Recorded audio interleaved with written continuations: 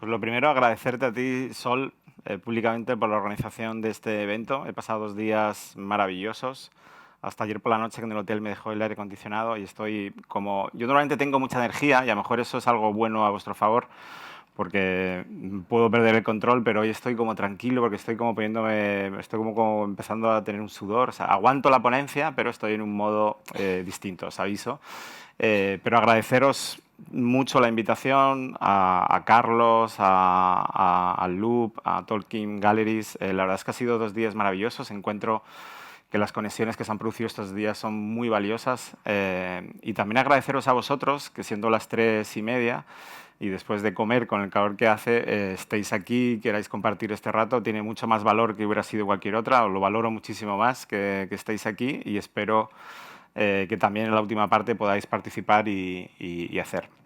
Como bien ha contado, yo tengo 2 roles dentro de la colección, uno como director creativo y otro en el que empezamos con un proyecto de acompañamiento artístico para artistas que utilizan los nuevos medios, que es un poco el que explica esta conjunción, esta intersección que Sol que estaba hablando sobre lo digital, sobre las tecnologías, el tipo de apoyos. Nuestro proyecto es bastante difícil muchas veces para la gente entender porque mezcla muchas cosas, eso también lo hace más libre y más distinto, pero voy a intentar, por primera vez, es la primera vez que lo cuento de esta manera, vais a ser como tester de si se entiende al final, al final de la charla me diréis si habéis entendido un poco el storytelling de Solo, porque muchas veces es un proyecto como muy complejo, porque ya no describe nunca más lo que sería una colección tradicional. Pero para poner un poco el contexto, el proyecto nace en el 2014, nace de la mano de 2 empresarios españoles, que es David Cantoya y Ana Gervás,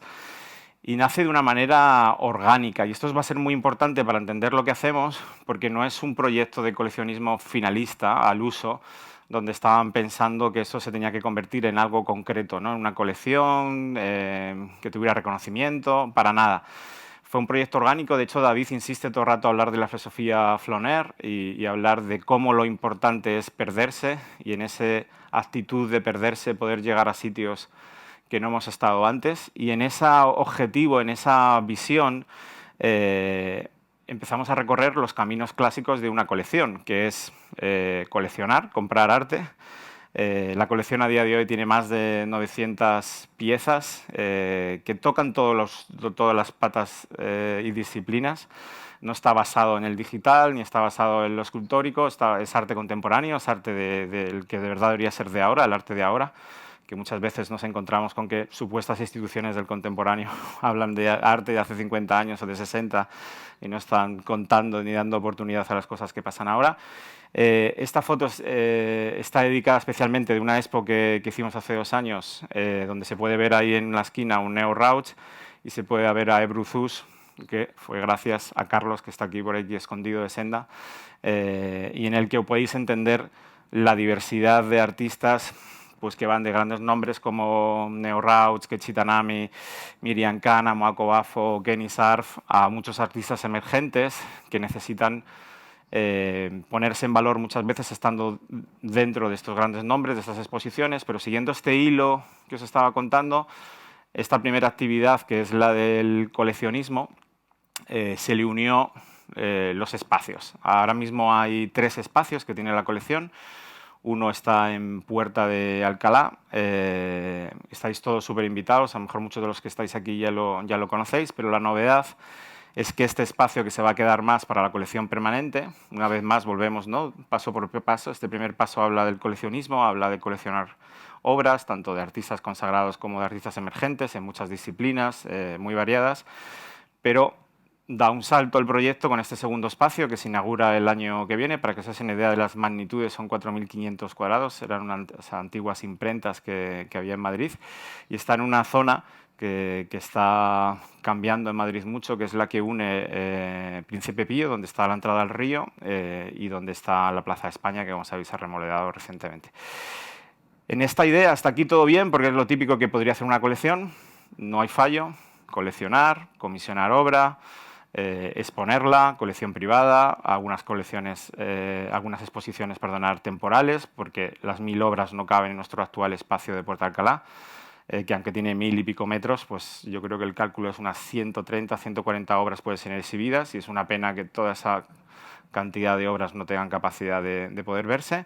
Y se le une una residencia que hay en Santander, que se ha inaugurado este año, donde va a haber una parte de galería, una parte de residencia, y se une a esta idea de ya ese primer paso de, bueno, a lo mejor algunos de estos espacios pues, puede tener otro tipo de uso, se puede hacer residencia, se puede dar espacios. Vamos a ir paso por paso, a ver si esta manera de contarlo os ayuda a entenderlo. El proyecto a día de hoy ya no es coleccionismo y el primer paso que se dio para mí fue cuando David y Ana empezaban a hablar de que no sentían que la palabra coleccionismo les definiera, porque hablaban de coleccionismo como una manera de acumular y ellos hablaban de que realmente lo que les movía no era acumular eso, sino ayudar a dar a conocer a los artistas, a divulgar. Al principio los espacios, pensar que el de Puerta Alcalá, tampoco ellos tenían muy claro que estuviera abierto todo el rato al público, que ahora lo está, vía visita previa, en la página web. O sea, fueron caminos, como el propio, os decía, Filosofía Floner, iban dando para ir girando, ¿no? Ya no tenían tanto interés en coleccionar, nació esta idea de custodiar y es llevar a nuevas generaciones y haciendo labores que tienen que ver con la conservación, que tienen que ver con la divulgación sobre todo, con la promoción, con la documentación. Se empezó a crear un departamento muy sólido de investigación y documentación, donde empezamos a hacer publicaciones, pensando en que esas exposiciones con los artistas que estaban dentro de la colección podían moverse. Y esa idea de custodia pues, se fue aplicando en esas líneas pues, tanto de promoción, de divulgación, de conexión, de conservación, queríamos ir viendo a lo largo de esta. La primera, hasta aquí, son primeros pasos, pero que nos iban llevando a otro camino y vamos saliendo de lo que es el coleccionismo claro, que es, oye, vamos a organizar clústeres, vamos a empezar a trabajar en el formato de coleccionismo de clústeres, con obras comisionadas y obras compradas alrededor de un tema. Esto es lo que nosotros llamamos coleccionar un clúster. Se empezó con un gran tema, que es el Jardín de las Delicias, como sabéis, obra icónica de hace 500 años de Jerónimo Bosch, y con esta idea de que a través de un contenido podríamos tener el interés de muchísima más gente, de nuevas audiencias, que atraídos por reinterpretaciones de Jardín de las Delicias, huyendo de esto que a veces pasa, que son estas exposiciones donde ves el Jardín de las Delicias con un zoom o que ves interpretaciones nada que ver. Os voy a enseñar un pequeño vídeo para que entendáis el esfuerzo y el tipo de proyecto que empezamos a hacer, que era durante 5 meses tener una experiencia con las obras de la colección relativas al Jardín de las Delicias en un espacio como el Matadero.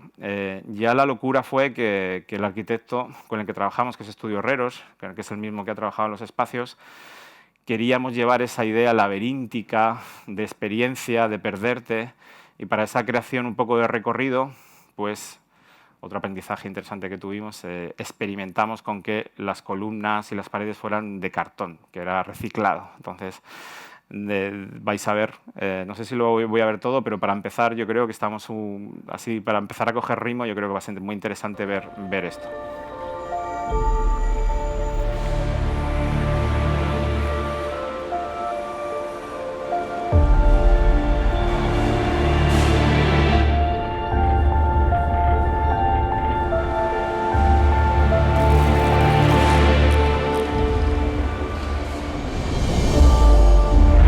Hundreds of characters, countless stories, observations, connections, space to reflect, past and future together.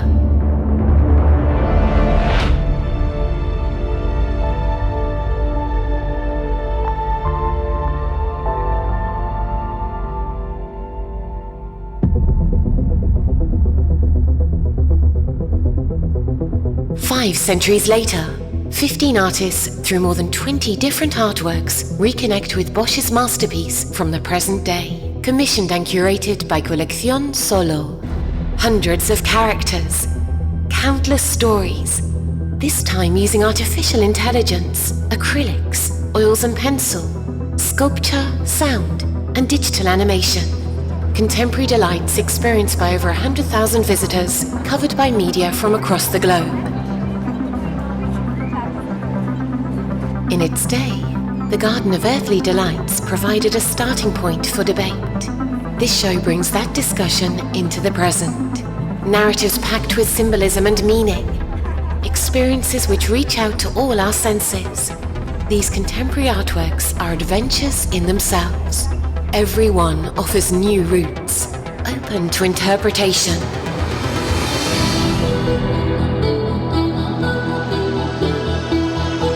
And like Bosch's original, each is timeless, alive in the thousands of conversations which grow from this unique exhibition experience. Bueno, aquí os hacéis una idea de una de las cosas que nos define también, que aunque hay mucha tecnología y evidentemente, si los que pudieseis ver la exposición, había ese gran pantalla de 21 metros LED para ver este Jardín de las Delicias de SMAC, pues estaba combinado con arte sonoro, con cerámica, con pintura, con escultura, esta manera de entender que el arte digital no entendemos que sea como una experiencia solo digital, y que en nuestra manera de entender este clúster, entender este concepto de Jardín de las Delicias, teníamos que contar este storytelling de muchas maneras diversas. La idea de empezar este tipo de clúster, de exposiciones, es también empezar a trabajar con esta idea de la custodia, es decir, estas obras no solo tenemos la obligación, el otro día se hablaba de la responsabilidad del colector de solo tenerlas para nosotros, tenemos que hacerlas que itineren, tenemos que hacerlas que la gente lo vea. Esta exposición era gratuita.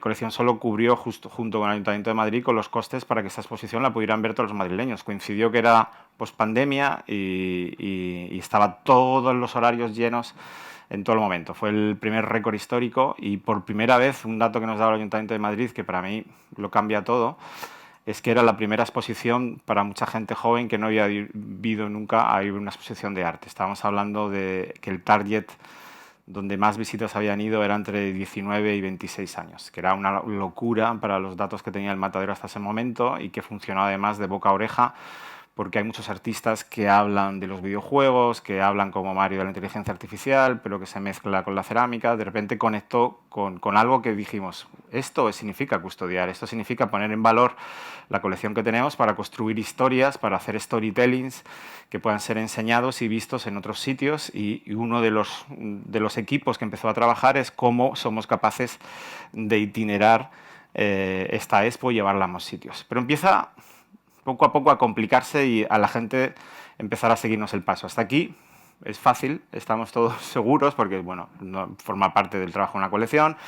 Bueno, sí, la idea de clúster seguramente sea también que muchas colecciones lo trabajan de esa manera, hacer expos fuera, hasta aquí todo bien. Pero de repente entendimos que teníamos que empezar a experimentar, a hacer otros roles en el campo de la divulgación y de los contenidos, y un artista en el que David y Ana tenían una visión clarísima que querían ayudar, como mecenazgo, como soporte.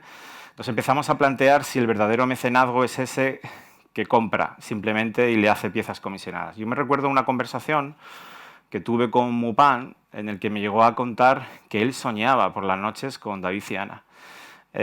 Y soñaba con ellos porque pensaba que iba a hacer algo que les dejara de gustar y ya no le comprarían más arte, y ya se sentía como perdido, ¿no? De repente, un coleccionista que solo le colecciona, o sea, que le está coleccionando todo el rato a él, estaba generando una relación de dependencia que a veces se convierte en muy tóxica, no solo en las relaciones, sino también en este tipo de situaciones donde decíamos, oye, a lo mejor solo comprándole obra no le estamos ayudando, tenemos que empezar a llevarle a otros sitios, conectarle con galerías.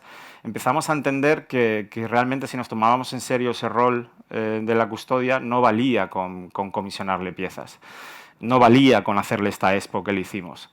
Y nos ocurrió otro experimento que era algo que él quería, nos hablaba de nuevas audiencias, porque el trabajo que hace, lo vais a ver ahora, tiene que ver mucho con el ukiyo-e, con el nacimiento del manga, con el cómic, la manera en la que pinta, en la que hace. Y locuras que empiezan a suceder, decidimos, sin haber sido nunca planeado ni tener una estructura para ello, empezamos a crecer en una parte audiovisual que montamos como un proyecto interno que se llama Zombie Moreno. Los nombres son increíbles de todos los proyectos que hacemos, y Zombie Moreno empezó a hacer este proyecto que es, vamos a hacer una película donde hacer el típico documental para hablar de lo fascinante de la obra de Mupan, le vamos a crear una capa de ficción, y vamos a hacer que este tipo de documentales, que muchas veces no se ven porque son un verdadero rollo a veces y que muy poca gente se puede interesar con ellos, y somos capaces de generar nuevos diálogos, nuevos lenguajes, y nos inventamos, ficcionamos el rol de David Cantoya, de Ana Gervás. Ese rol lo metimos a través de un actor y lanzamos este proyecto que vais a ver aquí, que espero que os guste, que ha estado moviéndose en muchos festivales, se llama Todos quieren ser el próximo Weissman, y de hecho esta es la selección hasta el 2022 en los sitios que hemos estado, y ahora pues se está negociando con distintas plataformas para que pueda estar, pues ya está en Filming, pero nos gustaría que estuviera en todas las plataformas y que se pudiera ver de manera gratuita. Vamos a ver un pequeño tráiler y no os asustéis porque de repente dices, hostia, esto sigue siendo colección solo. Todo lo que vais a ver está grabado en Nueva York, en el estudio de Mupan, y todo lo que tiene que ver con el museo son imágenes que hemos aprovechado la propia exposición que le hicimos a Mupan para grabar la peli. O sea, cuando hicimos la exposición ya estábamos pensando en esta peli.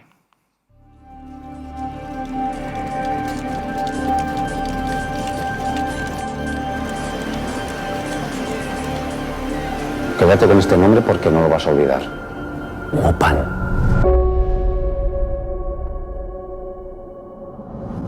Like every decade, you're a different person. Every decade. Estaba frente a algo que hacía mucho tiempo que se había dejado de ver. Un artista de provocar, proveer emociones, despertar la conciencia en el ser humano. We are monkeys. We have presidents like that. Es un artista que no es fácil de contar. Mu's work is violent, Mu's work is political, Mu's work is satirical. In Europe, I'm kind of like a star. But in New York, I can't even be an illustrator. Este museo abrirá sus puertas con una exposición de Mupan. Y no olvidemos su gran descubrimiento, Richard Weissman. Habla por sí solo. Estamos a unas horas de abrir la exposición de Mupan. Sí, disculpa. No es el rojo que pedí. Insufrible. Tiene que expresar oscuridad, sangre, china. ¿Qué mierda es esta? ¿Qué mierda es esta? Es la frase que empezó a definir la colección. Era lo que realmente os parecerá increíble, pero los fundadores y dueños de la colección decían: quiero que este proyecto nos lleve a un sitio en el que sintamos ese vértigo, que sintamos ese abismo de qué estamos haciendo, o sea, cómo hemos llegado hasta aquí, ese abismo de enfrentarse también al arte de una mirada distinta. Empezó a girar en muchos proyectos, que es ahora mismo la gran carga del proyecto está en apoyar a distintos artistas. No os puedo contar todos, pero los que tienen que ver con tecnología, algunos de ellos os voy a contar, sobre todo habiendo tenido la suerte de tener en el panel anterior, los que hayáis podido estar con Mario, poder ver algunas de las cosas que hemos hecho juntos. Creo que explica muy bien esos nuevos roles que ya no son tanto de promoción o divulgación, como estamos viendo que es generar expos, generar clústeres, o como estamos viendo hacer una película o hacer un libro. Jardín de las Delicias tuvo publicaciones. Toda la parte que es documentación y publicación empezó a dar giros y a recorrer caminos. Voy a ir con estos muy rápido por entrar en los más digitales, pero bueno, con Juan Díaz Fáez, que es un artista cántabro que decidimos apoyar y que estaba en el mundo de los murales y del street art, pues empezamos a pensar que una de las grandes oportunidades que teníamos de apoyar a los artistas era comprándoles tiempo, es decir, que tuviera tiempo necesario para, en lugar de hacerlo sostenible, haciendo trabajos que a veces tenía que hacer de ilustrador y demás, pues empezamos con las residencias y empezamos a meternos en otros líos que tenían que ver con la producción. Una de las primeras cosas que empezó a pasar en Solo es que creamos un departamento entero para hacer obra derivada que va como esto, con Juan Díaz Fáez, que es ayudarle a trasladar, que muchas veces es muy difícil para el mercado del arte que pueda vender un muro o que pueda vivir de hacer murales, pero sin embargo había obras limitadas que se podían hacer como estas, en cerámica de Talavera, que además les ayudamos a crear la tienda, y de repente nos vimos haciendo una tienda online, que jamás estaba ni pasaba por nuestra cabeza, pero era un experimento, es decir, haciendo una tienda online, haciendo cerámica en Talavera con la obra de Juan, ¿podemos ayudarle? Y empezó a ser que sí, empezó a poder ser realidad, que Juan empezaba a tener ingresos con este tipo de venta de piezas, más allá de las que nosotros le podíamos garantizar comprándole obra. Pasó con artistas que necesitaban ese reto tecnológico. No sé si conocéis a Filip Pustik, que es un artista nacido en España, de origen croata, que fue el que creó la identidad visual del primer disco, El mal querer de Rosalía, que empieza a hablar de esa intersección que muchas veces se nos olvida, de que el lenguaje del arte hoy está hibridando y está líquido con temas de música, con temas de moda. Yo creo que es ahí donde se mueve Philippe. Y él nos hablaba del tema de la identidad y nos hablaba de un sueño de cómo poder crear filtros físicos que pudiera salir a la calle y estar en Instagram. Que él quería que realmente poder decidir en su vida si podía ponerse un pecho, si podía cambiarse el color del piel, si podía cambiarse el color del ojo. Entonces empezamos a hacer estas máscaras que veis aquí, que se pueden poner como un casco. En este caso era una pieza escultórica donde estaba situado, pero empezamos a hacer un trabajo que era muy de I+D, muy complejo, donde podíamos hacer ese tipo de pantallas donde a través de tocándolas podías ir definiendo la identidad no permanente que querías tener en ese momento en todo el tipo de partes de tu cuerpo. Empezamos con esa parte que empezó a crearse en OnCaos, de investigación, de research, intentando encontrar profesionales que nos pudieran ayudar para acompañar a esos artistas a esos temas que nos interesaban. Empezamos a entender que el tema de género era un tema que teníamos que abordar desde la colección. Nos parecía que Philippe tenía una mirada súper fresca y que hasta este momento era el típico artista que su único museo era Instagram. No estaba teniendo oportunidades de poder verse en un contexto, que es la clave del arte, que es el contexto del museo. Yo creo que, no sé cuánto tiempo me queda, ¿cómo voy? ¿Voy bien? Donde de repente todo esto se completa y da un giro porque ya empieza a ser cada vez más complejo, que es en el tipo de desarrollos y de trabajos que hacemos con artistas como Mario Klingman. Me parece que es un combinado perfecto, está muy bien pensado, porque habéis tenido como la parte de Mario, que no habéis visto algunos trabajos de los que han hecho, y me gustaría hablaros de lo que supuso para nosotros empezar en el 2018 con esta pieza. Memories of Passerby supuso un hito en la historia de la inteligencia artificial, porque es la primera vez que fue vendido en subasta, en Sotheby's, un algoritmo. Se había vendido ya en Christie's una obra de inteligencia artificial, pero era un print, era algo curado por los artistas que habían elegido, y esto es una obra autónoma que crea en tiempo real caras de gente inexistente. Vamos a verlo un segundo, lo voy a cortar para no verlo, pero lo voy a adelantar para que os hagáis una idea de lo que supuso para nosotros empezar a hacer este tipo de obras y la dimensión que empezó a tomar el proyecto en muchos campos que nunca habíamos pensado que fuéramos a desarrollar. The machine that I created that will keep on generating portraits of non-existing people forever. And it can do that because it uses a collection of neural networks. And in this case, I used portraits painted by the great masters from Western European art history. And yes, so now the machine is in this in a cycle where it continuously creates new faces that start changing, that fade away, and it observes itself and creates a feedback loop. It's not a rendered video or a curated print or curated images that I pre-selected. It is doing it at that moment, which is a risky thing because it's a system where you have only a certain amount of foresight what it might do. Able to come up with next.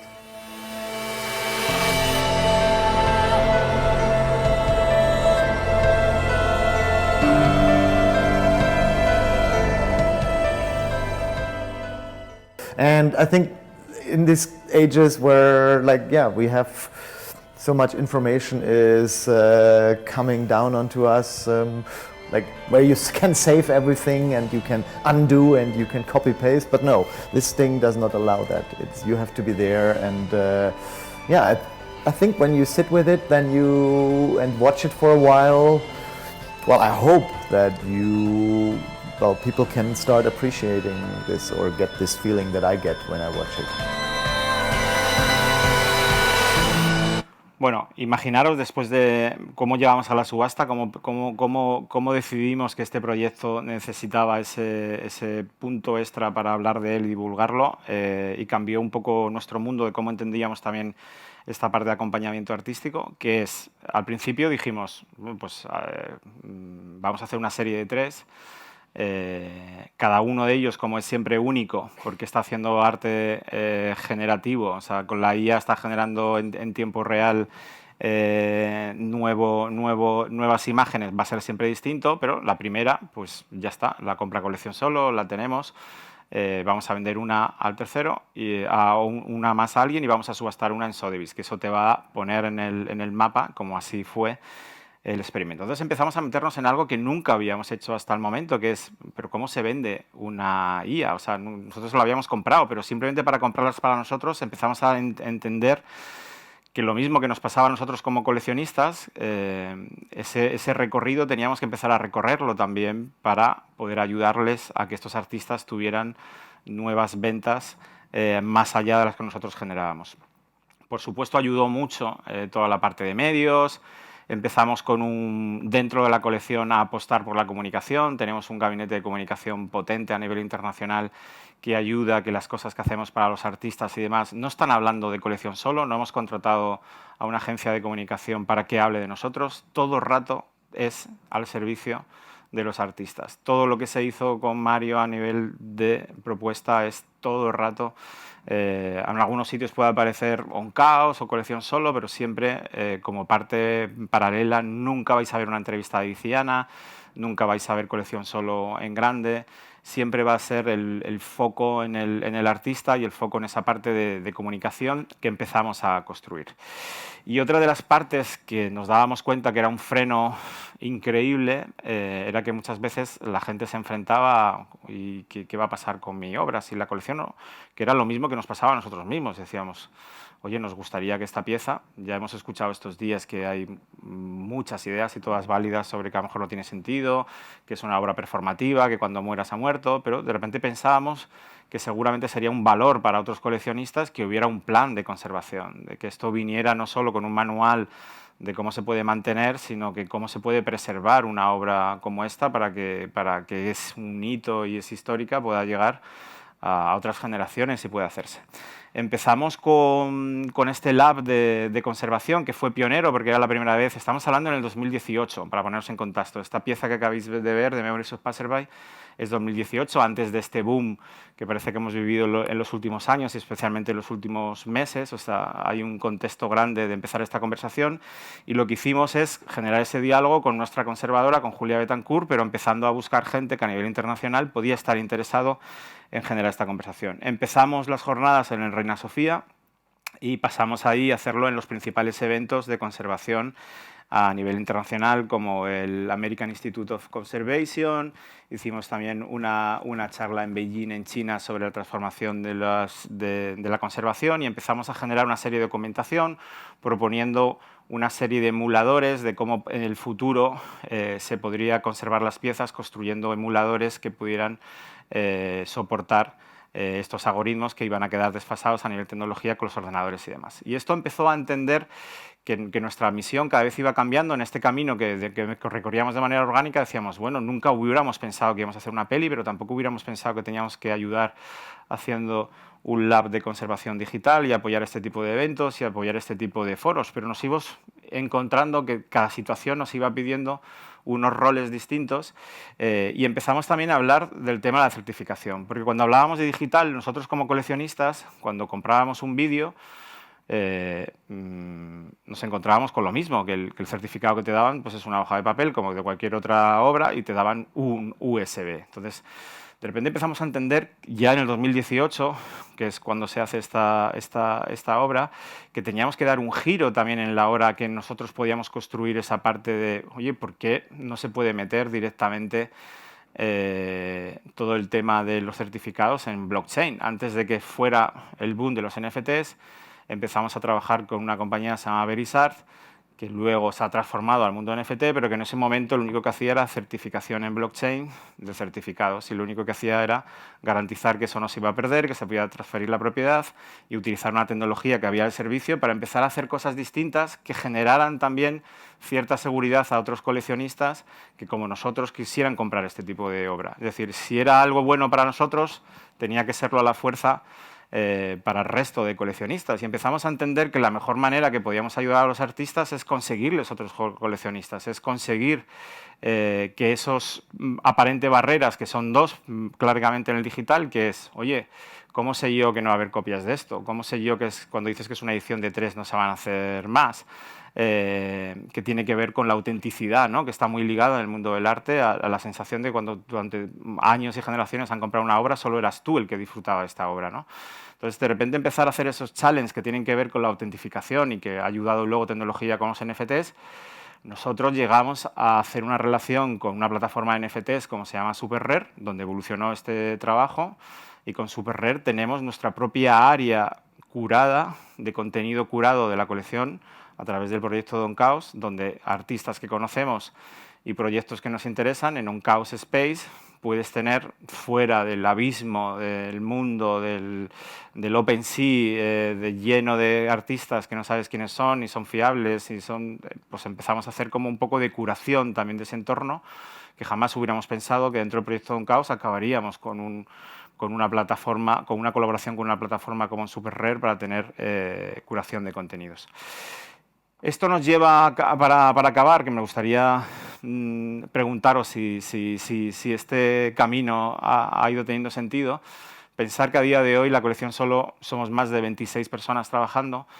Cada vez, con las conversaciones que tenemos internamente, decíamos, hemos pasado del coleccionismo a la experimentación artística, porque muchas de las cosas que hacemos ahora tienen que ver con experimentos y tienen que ver con experimentación artística a través de los proyectos de los artistas, intentando ayudarles y empoderarles.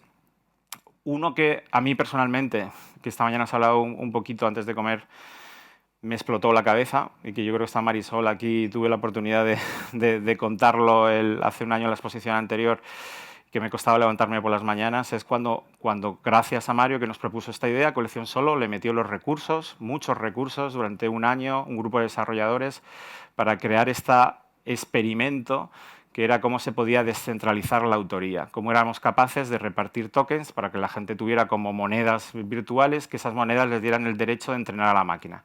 Iban a entrenar a un bot, el bot se llama Voto, y en función, como si fuera una democracia, en función de los votos que tengas, pues vas llevando a la máquina que haga una cosa y otra.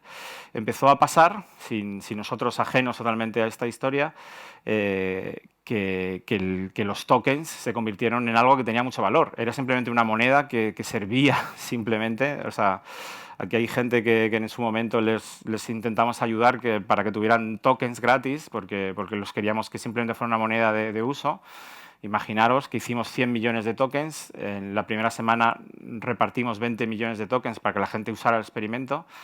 A los 2 meses, el token valía $4 por cada token. Es decir, que de repente el proyecto estaba valorado en 400 millones sin haber entendido que este experimento había girado en algo totalmente ajeno al mundo del arte, súper especulativo, donde mucha gente estaba simplemente jugando con esto para maneras de hacer, y empezó como la parte más de, oye, pues hay experimentos que funcionan, hay experimentos que no. Esta parte claramente se ha convertido en algo que no tiene nada que ver, que es un negocio. Nosotros no estamos aquí para hacer este tipo de propuestas, pero a día de hoy Voto vende una pieza de arte todas las semanas y ha superado en valoración de las piezas vendidas los $3 millones en piezas vendidas.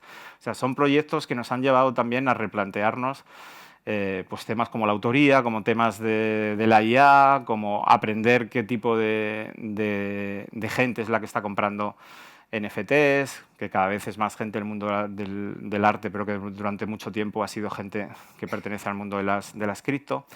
Y bueno, el proyecto de Voto os invito para que veáis. Y el último que os voy a enseñar, que esto es muy, muy reciente y es el último trabajo que llevamos también más de 6 meses desarrollando, es el robot crítico que con un ingeniero de robótica en Madrid empezamos a trabajar con Mario esta idea de que la IA tuviera no un rol solo en la autoría, no tuviera un rol solo en la creación, sino convertir también la IA en un crítico de arte.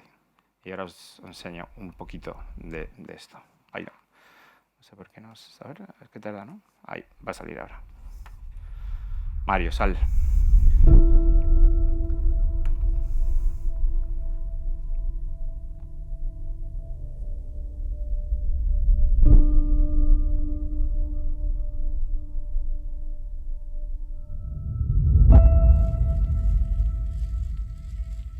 Mira el qué mono hay.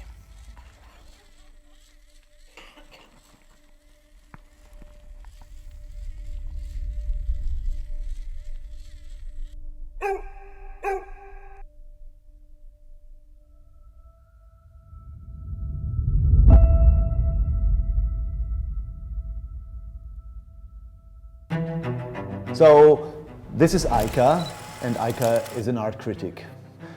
Aika stands for Artificially Intelligent Critical Canine, and it will travel the world to art shows and art fairs, move around, look at the art, and whenever some work catches its attention, it will analyze it and then produce an art critique. And well, after it has created its text, well, it produces these receipts which show what it had seen and the text.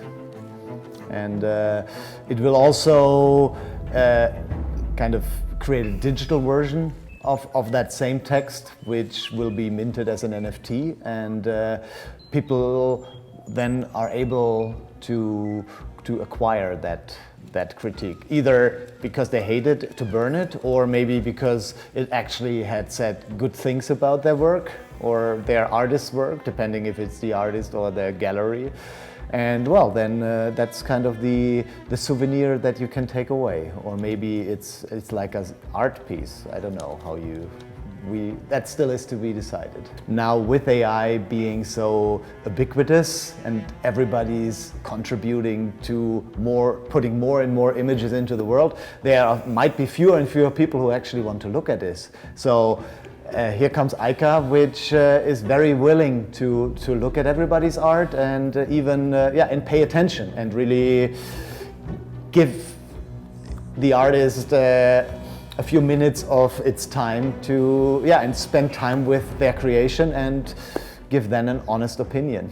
Well, I would expect most human critics to dismiss it. I mean, the interesting thing about Aika is, of course, it is a piece of art, right? At the same time, it tries to be a critique, so it kind of crosses a border which should not be crossed, right? You're mixing up these things. So I hope to get some reactions by actual art critics, and we will see if somebody feels offended. It would be great. I mean, the worst case that can happen is that they will just ignore it. So let's see.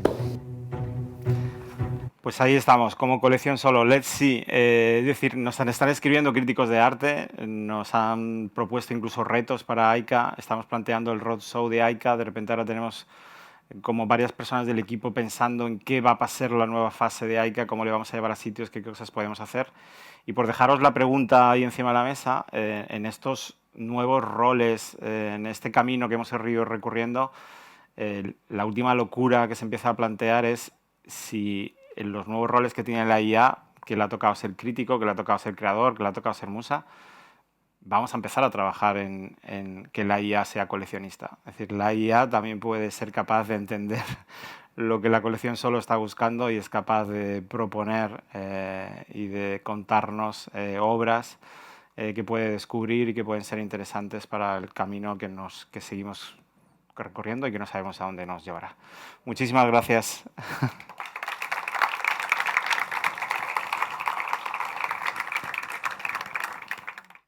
Por curiosidad, esta última pieza, la de Aika, ¿de cómo se alimenta? O sea, ¿de qué datos saca las críticas para Pues utiliza dos algoritmos. El primero que usa es para identificar qué cosas se entiende que hay en la imagen. O sea, hay como un escaneo de la imagen la procesa y entiende qué palabras hay ahí. Y de ahí, de ese primer proceso, crea un prompt. O sea, la propia máquina, AICA, genera un prompt, o sea, un grupo de palabras. Pues lo que intenta ver qué hay allí. Por ejemplo, este que hicimos con GriphFace, pues veía una máscara, veía un perro, entonces todo eso lo coge como palabras. Esas palabras las manda a ChatGPT 4.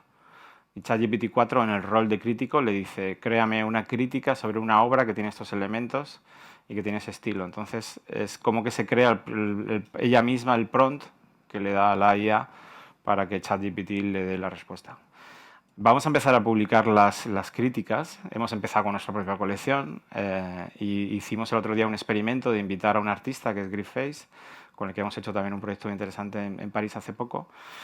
Y ponía se ponía la carne de gallina cuando el artista, que leía en voz alta la crítica que le había hecho AICA sobre su obra, entendía que era mucho mejor crítica de la que le habían hecho en muchos otros sitios y que había entendido cosas que él piensa que están ahí y que de alguna manera... También esto tiene que ver mucho con este efecto de que el ser humano intenta completar lo que lee y darle un sentido, ¿no? Entonces también en ese juego de las críticas que hace, donde son cosas que a veces quedan un poco abstractas y se juega como ese efecto que a veces pasa de que el humano completa y de repente le parece ¡wow! Está hablando de un viaje, sí, hay un viaje, está hablando... O sea, es como cuando te lees el horóscopo. O sea, yo creo que las críticas tienen como que la idea de te autosugestionas y empiezas a darle un montón de sentidos de cosas que realmente la máquina está jugando con ese lenguaje del arte y proponiendo, para mí, es una obra conceptual. No es tanto el resultado lo que se busca. Muchas gracias. ¿Tienes una pregunta ahí? La última. Sí, bueno, me preguntaba un poco en términos de ya viéndolos como obras de arte, o sea, en plan AICA o cualquier nueva obra de arte que venga de este tipo, ¿lo manejan igual a la hora de, me refiero, tiene ediciones, te envía, cómo se compra? Hablabas un poco de que era bastante nuevo vender en subasta y que se estaban planteando cómo hacerlo. ¿Cómo ven ahora? Ahora, por lo que veo, por lo que tú expones, están en un proceso imparable de ir haciendo cosas nuevas. ¿Cómo se va a tratar este tipo de arte de ahora en adelante? Pues yo creo que buena pregunta, porque se generan muchos debates dentro de la colección sobre cómo podemos hacer que estos proyectos puedan ser viables también para el artista, y estas inversiones que a veces son grandes en tecnología también pueda haber un retorno del proyecto que nos pueda llevar a hacer cada vez cosas más complejas y más distintas. Entonces, muchas veces esa idea de que a lo mejor el AICA lo que es un artista performativo y que de repente lo que va a tener es como una especie de fee cuando vaya a un museo, cuando sea invitado en un sitio, es como que le invitas a hacer un performance y AICA performará. Pero la idea que tiene ahora Mario es que todas las críticas que hace, ha empezado a poner un código QR y se guarda una imagen de ese código QR y lo sube como en NFT. Entonces, no se va a poder comprar a AICA, pero sí que puedes invitar a AICA a que vaya a tu galería o que vaya y aprovechar el ruido que puede generar eso a nivel de comunicación, de performance. Y luego puedes tener la suerte de que a lo mejor esas críticas que ha hecho durante ese evento pues se pueden convertir también en una vía de ingresos en la venta de NFT. Durante mucho tiempo Mario salió del mercado más tradicional de los NFTs en Ether, y él está muy bien posicionado en otro tipo de moneda que se llama Tezos, y de repente hay muchas plataformas de Tezos que son costes muy baratos, estamos hablando de que muchas veces son 500 euros o cosas o incluso por debajo, de que él tiene mucho éxito cuando hace este tipo de cosas que son piezas únicas, pero que pueden ser dentro de una serie muy grande. Depende de los sitios que vaya, pues la serie se irá ampliando. Tengo que cortarte.